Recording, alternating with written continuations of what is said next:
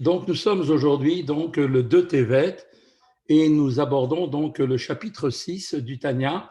C'est la page Yud, pour ceux qui ont un livre.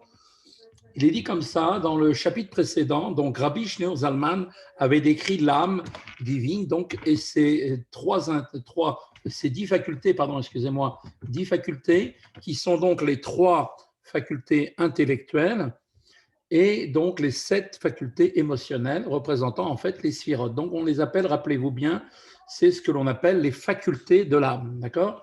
Et ces 3 vêtements, il y avait donc 3 vêtements, comme on avait expliqué, par lesquels l'âme s'exprime, que sont la pensée, la parole et l'action, qui relèvent donc de la Torah et des mitzvot.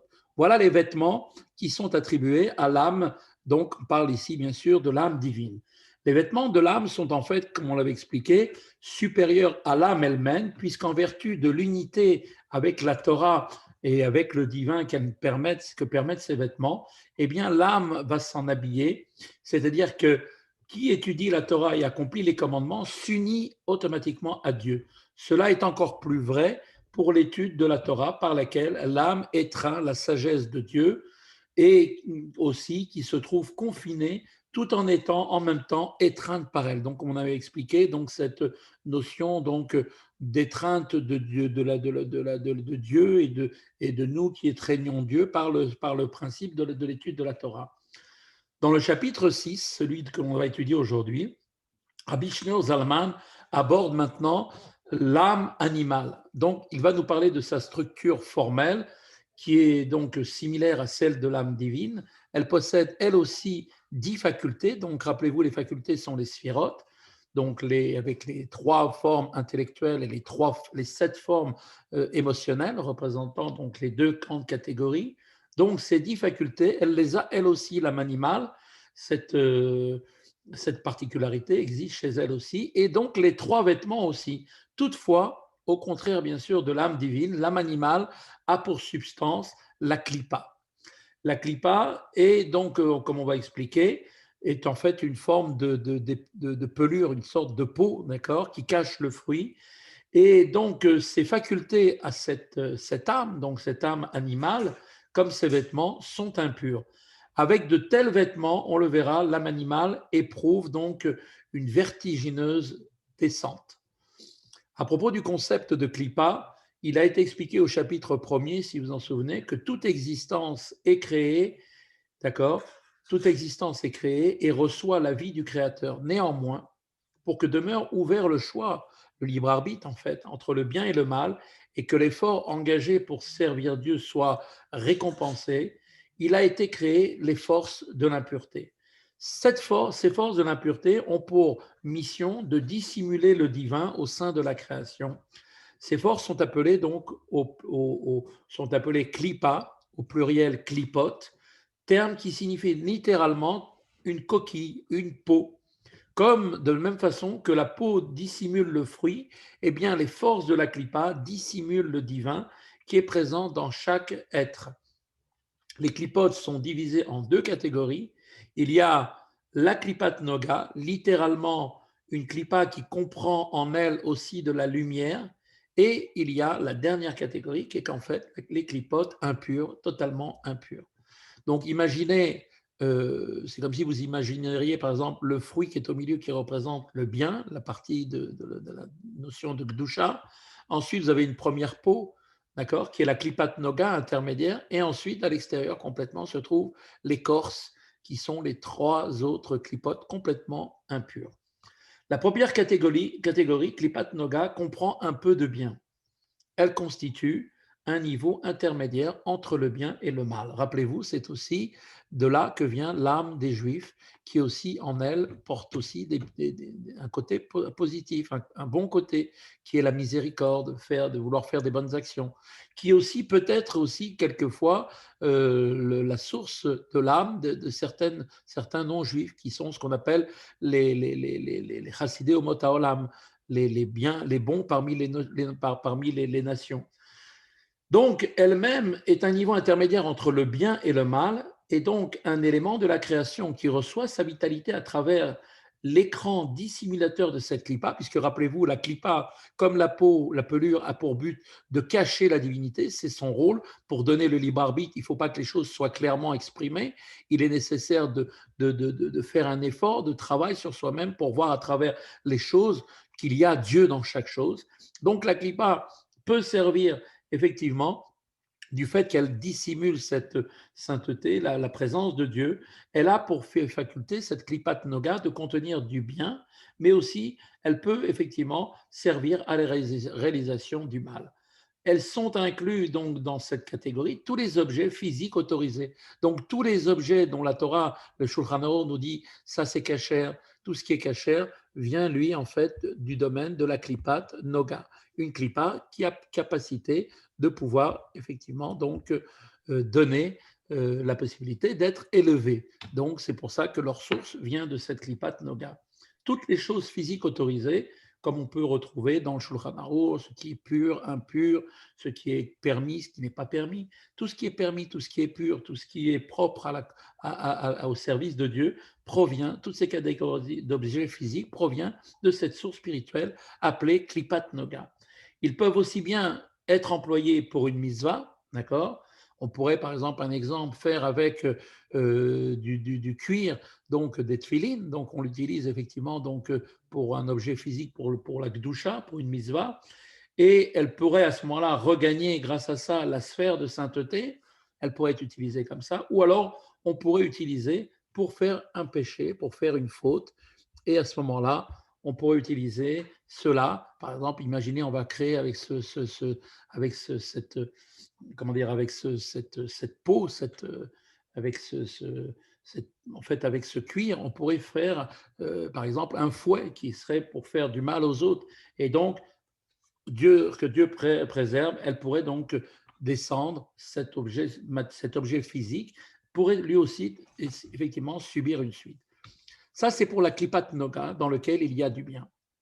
La seconde catégorie, composée des trois clipotes impures, est entièrement mauvaise, elle. Un élément de la création qui reçoit la vitalité à travers la dissimulation de cette clipa ne peut absolument pas être transformé en l'état tant que Mashiach ne sera pas révélé et que l'on aura donc enlevé le mal dans le monde. Pour l'instant, à ce stade-là, aucune possibilité de transformer cette clipa en sainteté, ni même dans certains cas être employé au service de la sainteté. Comme on donne un exemple, quelqu'un qui mange quelque chose qui est complètement interdit, même s'il va tirer une force et qu'avec cette force, il va s'en servir pour trouver par cette force la possibilité d'étudier la Torah, par exemple, eh bien l'étude de la Torah qu'il aura faite n'aura pas la possibilité d'élever cet objet qui aura été donc mangé, cet interdit donc qui physiquement aura été ingéré. On voit donc que tous les objets interdits relèvent donc de cette catégorie, qu'ils soient seulement interdits à la consommation, ils peuvent dans ce cas servir à un usage saint sans toutefois eux-mêmes rejoindre la sainteté, d'accord, ou exclus de toute forme de profit, quel qu'il soit. Voilà le commencement donc du 6e chapitre dans le texte. Asa Elohim. Or Dieu fit l'un à l'opposé de l'autre. Ça, c'est marqué cela est rapporté dans les Kohelet de Shlomo Amener. Chaque élément de la sainteté a un équivalent dans la klipa, le côté donc du mal. L'âme animale, ses facultés et ses vêtements correspondent à l'âme divine avec ses facultés et ses vêtements. C'est comme dans un miroir, on a exactement l'envers puisque quand on est dans un miroir, ce qui est à droite se trouve à gauche, et ainsi de suite. Donc on a exactement l'envers de l'image. Donc tout ce qui existe dans l'âme divine existe aussi au sein de l'âme animale. Et donc, le fait est, c'est que puisqu'elle est effectivement à l'image de l'âme divine, eh bien, elle possède elle aussi donc des facultés, c'est-à-dire donc rappelez-vous, les facultés ce sont les sphirotes, et elle possède aussi donc des vêtements qui sont les trois vêtements pensés par relaction. Et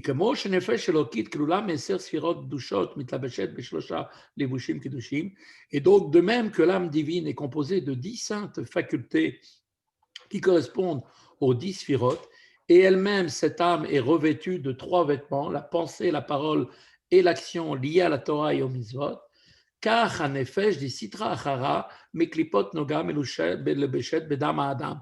Eh bien, ainsi de même, l'âme, on appelle la sitra achara, la sitra achara, ce terme sera défini un peu plus tard dans le courant de ce chapitre, dérivée, cette sitra achara, qui elle-même est dérivée de la klipat noga, l'âme qui est revêtue du sang de l'homme et anime le corps, comme il a été expliqué au chapitre 1er. Donc, ainsi de même, l'âme, donc provenant de la sitra acharat, traduction littérale de l'autre côté, qui est l'envers, si vous voulez, de la gdusha, eh bien, cette âme possède, elle aussi, qui est cette âme qui est revêtue dans le sang de l'homme, eh bien, qui anime le corps, elle aussi possède les mêmes moyens que l'âme divine, que sont les 10 facultés et les 3 vêtements. Eh bien, elle aussi, cette âme-là, cette âme que l'on appelle de la Sitra Achara, de l'autre côté, que l'Ula Meser Ketrin de Mesufta, est appelée, donc, en fait, elle est complètement composée, cette âme, de 10 couronnes d'impureté, comme cela est rapporté toujours, les 10 facultés de la Klippa, appelées des couronnes dans la terminologie kabbalistique. Il y a dans la Klippa, Chochma, Bina, Da'at, et toutes les sphirotes, mais cette fois-ci, elles sont appelées des couronnes et elles sont d'une manière elles se trouvent donc effectivement appelées donc elles aussi, mais complètement dans l'impureté. Pourquoi les appelle-t-on des couronnes et pourquoi pas des sphirotes? Eh bien parce que de même qu'une couronne est quelque chose qui entoure quelque chose, d'accord, c'est fait pour entourer par exemple la tête, eh bien là aussi les sphirotes sont elles-mêmes, effectivement, elles possèdent ces sphirotes, mais d'une manière extérieure. En fait, elles ne sont pas à l'intérieur, comme c'est dans le cas de l'Akdusha, qui elle procède de l'intérieur des sphirotes, alors que là, ici, on est dans une dimension superficielle. Et d'ailleurs, c'est la raison pour laquelle le mal est complètement superficiel et qu'il ne possède absolument aucune réalité concrète. Chez En, Sheva Midot Raot, ces 10 facultés sont 7 mauvaises midot, 7 mauvais traits émotionnels. Donc, on voit effectivement qu'il y a donc bien ces 10 facultés, par exemple, que de la même façon que dans l'âme divine. Alors, il nous dit tout de suite, par exemple, comme ces mauvaises traits émotionnels, par exemple, eh bien, le fait d'avoir le désir de vouloir toujours assouvir ses instincts est l'équivalent dans la clipa de la qualité de chesed, de la bonté. La colère qui s'exprime par le trait de caractère qui est complètement en rapport avec la gvora, la sévérité, l'avantardise est le pendant de tiferet, la beauté et ainsi de suite pour les différents traits donc de caractère, les traits émotionnels.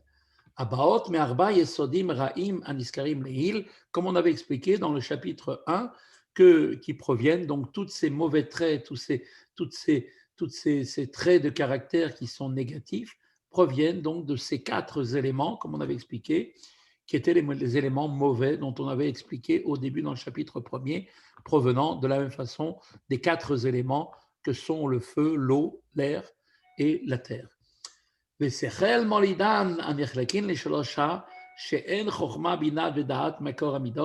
elle est composée aussi de l'intellect, le sechel, qui va donner naissance à ces 7 mauvaises midot, lesquelles lui-même, ce sechel, est divisé en 3, chokhma, bina, da'at, la source des midot. Donc on retrouve exactement le même processus que dans la Gdusha, simplement ce processus qui est en partant des sphirotes de l'intellect qui vont donner naissance à des sentiments, à ces midot, provient, lui, de toute une recherche de notions négatives, de notions qui sont en fait, qui vont aller tendre vers la recherche des plaisirs, de vouloir toujours tirer un intérêt dans toute chose.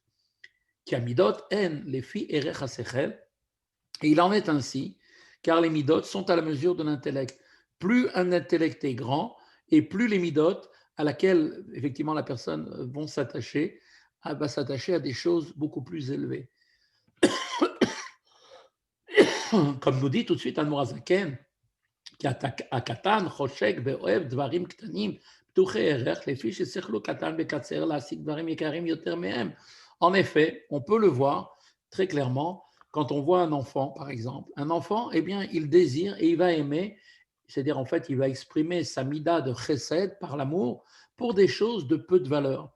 Car son intellect étant tellement immature, tellement petit et restreint, il ne peut pas apprécier des choses beaucoup plus précieuses. Pour un enfant, vous lui donnez dans sa main un diamant, ou vous lui donnez du cristal ou une bille, il ne verra pas la différence. Pourquoi? Parce qu'il n'a pas la possibilité d'apprécier la valeur. Pourquoi il n'a pas cette capacité? Bien parce que son intellect est beaucoup plus petit, il est en fait trop immature.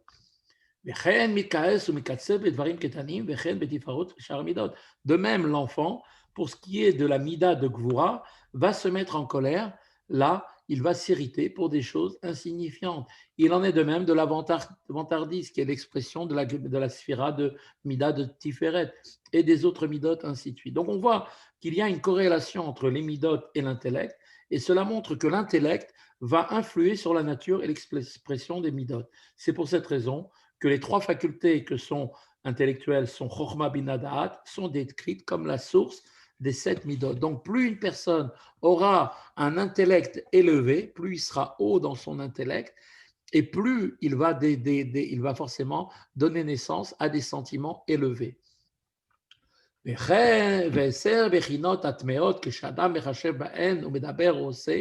Or, quand un homme pense, il a des pensées, ou bien va prononcer des paroles, ou accomplir des actes qui relèvent de ces 10 catégories impures, הרי מחשבתו שבמוחו ודיבורו שבפיו וכוח שבמעשיו ידיו שאר איברים נקראים לבושי מסבו לעשר בחינות אלו התומות.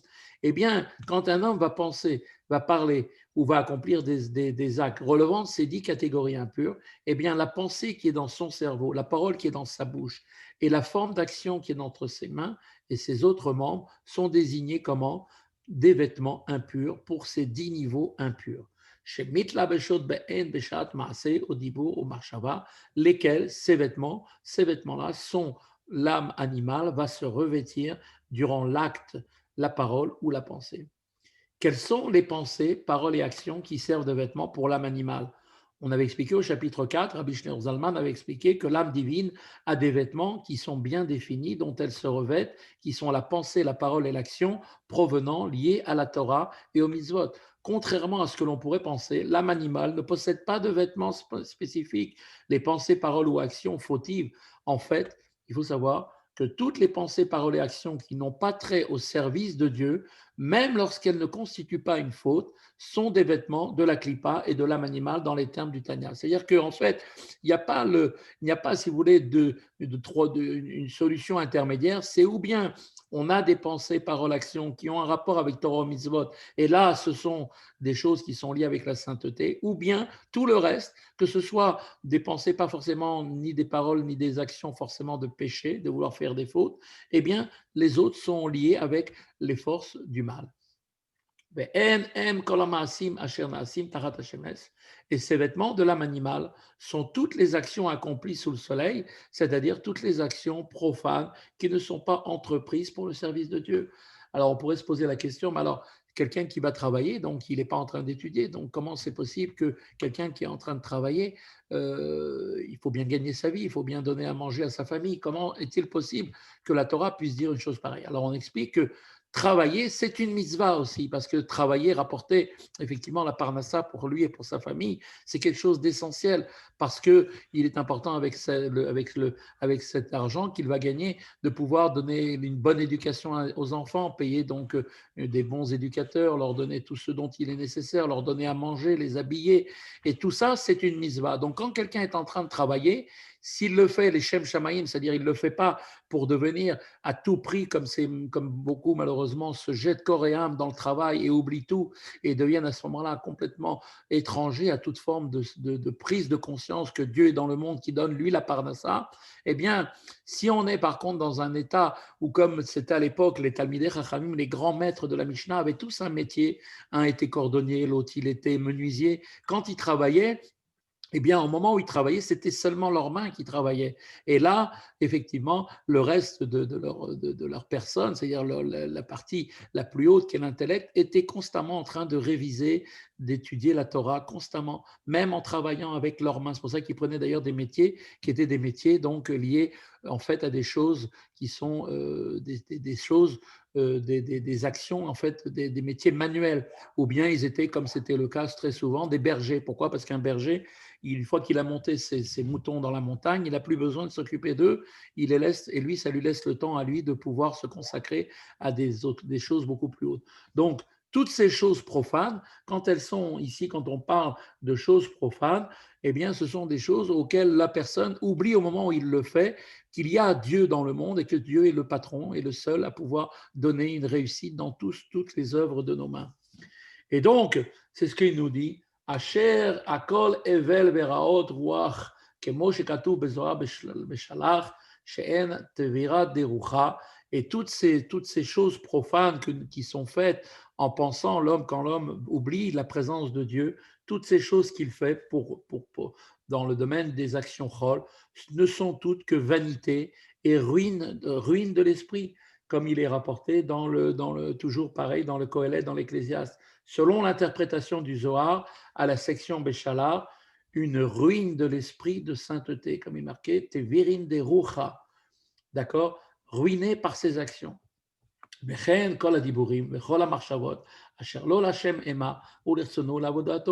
de même, toutes les paroles, toutes les pensées qui ne sont pas orientées vers Dieu, sa volonté et son service sont des vêtements de l'âme animale. Donc voilà, au moment où j'utilise ma pensée, parole, action pour Torah ou mitzvot, effectivement, je crée un vêtement qui est lié avec la Kedusha.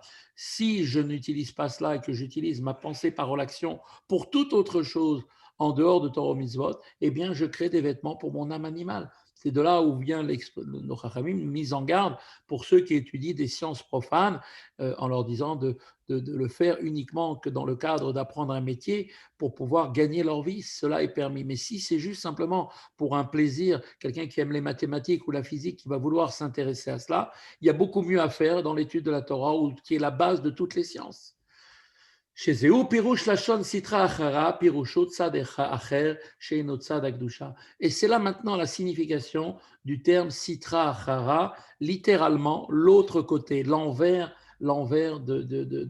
du miroir, au sens de ce qui n'est pas le côté de la sainteté. La sitra achara étant catégorisée ici comme ce qui n'appartient pas à la sainteté, cette dernière maintenant, il faut maintenant qu'on la définisse.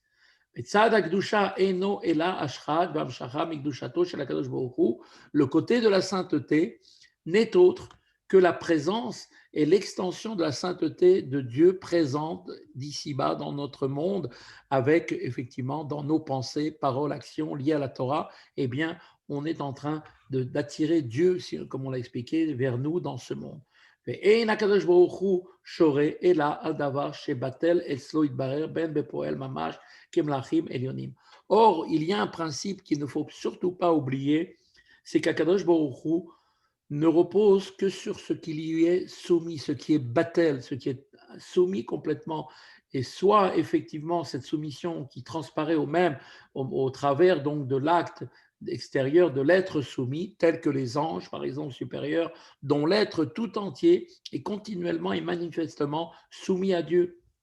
Ben Bekoar, Bechol, Kechol Ish, Israël, Lemata, Shebekoko Liot Batel Mamash Legaba Kadosh Baruch Bemisirut Nafsho, Al Gdushat Hashem. Et donc, cette dimension-là de soumission, eh bien, cette soumission, qu'elle soit une soumission potentielle, comme chaque juif ici-bas en ce monde physique, qui est capable d'être effectivement soumis à Dieu et prêt à supporter le martyre, la mort s'il le faut, pour la sanctification du nom de Dieu. Comme le Tanya l'expliquera par la suite, chaque juif est capable d'un tel sacrifice de soi, de souffrir le martyre de plein gré, plutôt que de renoncer à son judaïsme.